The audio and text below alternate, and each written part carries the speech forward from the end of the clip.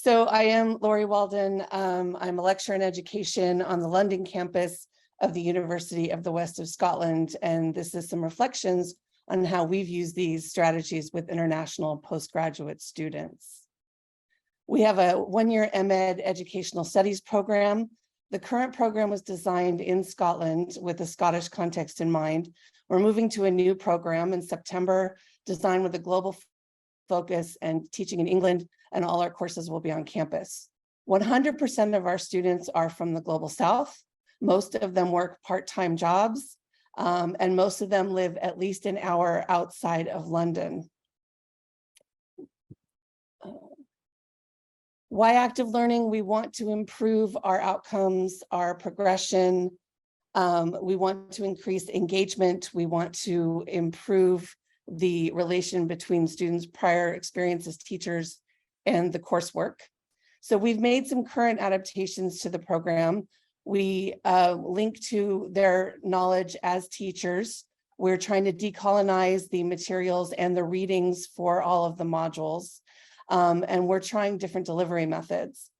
For our induction program, each of our staff members works with 5 to 7 students at a time to build community, to email them daily, just to keep in touch with them and build connections before they come to campus. On the first day of modules, I create student groups, about 4 to 5 students per group.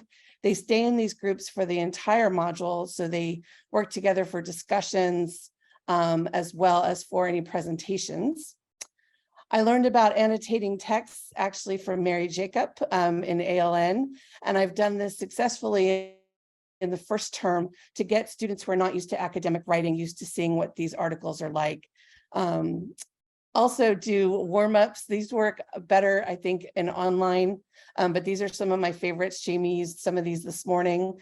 Still working on how to do some better warm-ups in person in our seminars.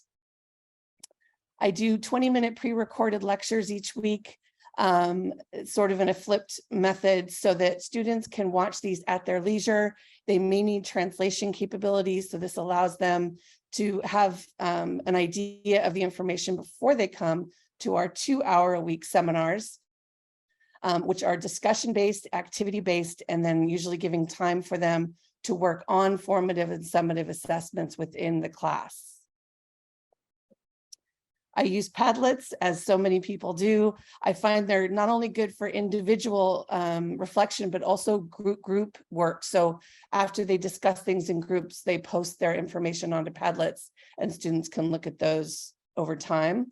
We also use Mentimeter for check-ins during class to get immediate feedback. One of my colleagues, Harris, on the call today, uses this to get immediate feedback after lessons to see how the learning went for them.